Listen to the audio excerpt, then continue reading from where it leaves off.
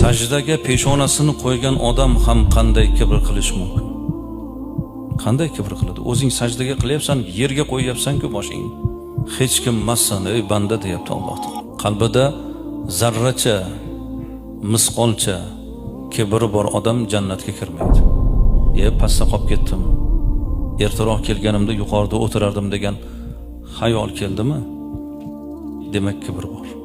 Alloh berdi demaydi. Manmanlik mana shunaqa bo'ladi. O'zidan deb biladi. O'zining kuchidan, aqlidan, ilmidan deb biladi. Kibrlilar odamlarning oyog'ini tagida chumolining hajmida tiriladi.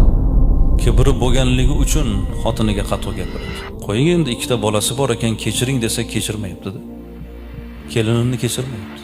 Iymoni butun odam kibr qilmaydi. Kibrning eng katta ko'rinishi bu Allohga kibr qilish.